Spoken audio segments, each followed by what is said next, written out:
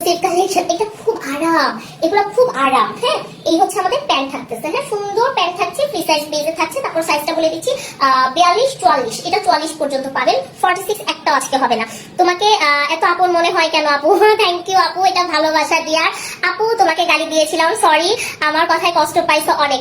আপু একটা সময় কষ্ট পেয়েছি, কিন্তু আমি ব্যান করিনি। খুব নোংরা যারা করেছিল, আমি শুধুমাত্র গোটা কয়েক আপুদেরকে, মানে আপু না, ওটা বলে ফেক, তাদেরকে আমি ব্যান করেছি। আদারওয়াইজ আপু আমি কিন্তু তোমাকেও ব্যান করি। তুমি অনেক বলেছো, বলে যাও, সমস্যা নেই। একটা কথা কি, তোমরা যদি আমাকে ভালোবাসছো দুজনকে, ইটস ওকে, বাট তোমরা আমাকে গালি দিয়েছো, বকা দিয়েছো। আমি যদি তোমাদেরকে ব্যান করতাম, বা আমি যদি সুমাইয়া আপুকেও ব্যান করে দিতাম, সুমাইয়া আপু কি তার ভুল বুঝে এই কথাটা আমাকে কখনো এই কমেন্টটা করতে পারতো? বিশ্বাস করো, এই যে তুমি আপু আমাকে এখন কমেন্টটা করেছো যে আপু তোমাকে গালি দিয়েছিলাম, সরি, আমার কথায় কষ্ট পেয়েছো অনেক, এই যে এই কথাটা লিখেছো, আমি অনেক ব্লেসড, আমি অনেক খুশি হয়েছি ডিয়ার, যে তুমি বুঝতে পেরেছো। আল্লাহ সকলকে বুঝদানের জ্ঞান দিক, এটাই যথেষ্ট।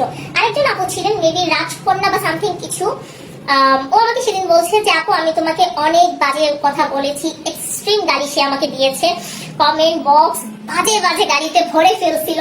বাট ট্রাস্ট মি, সে হচ্ছে আমাকে ইনবক্সে এবং পরবর্তীতে আমি দেখেছি কমেন্টে সুন্দর সুন্দর বলছে, সরি আপু আমি ভুল বুঝেছি, এখানে থার্ড পার্টি এতটা ইনক্লুডেড আমরা বুঝিনি।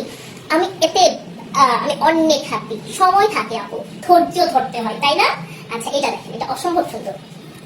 এবং আমিও একটা কথা বলবো, আপনারা সবসময় আপু আমার জন্য এটা দোয়া করবেন, আপনারা আমার জন্য এইটা দোয়া করবেন। গত 19 তারিখে আমি যেভাবে হচ্ছে এক্সট্রিম রেগে লাইভ করেছি, আমার এই জীবনে যেন আর কখনো এমন কোনো দিন না আসে, আমি যেন অনলাইন প্ল্যাটফর্মে কোনো দিন এরকম বিহেভে বা কাউকে নিয়ে যেন আমি এরকম কোনো কথা না বলতে হয়। আমার আল্লাহ যেন কোনো সময় আমাকে এরকম দিন না দেয়, এটা শুধু দোয়া করবেন। এমডি আব্দুল্লাহ লিখেছেন, কেমন আছেন আপু? আলহামদুলিল্লাহ ভালো আছি। সুমাইয়া আপু লিখেছে, আই লাভ ইউ আপু, thank you so much, love you two.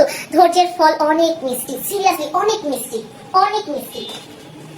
আচ্ছা, এই ড্রেসটার প্রাইসটা একটু বলে দিচ্ছি, 750 টাকা। হ্যাঁ, 750 টাকা। নাম ঠিকানা ফোন নাম্বারটা দিয়ে অর্ডার প্লেস করে দিবেন, ঠিক আছে?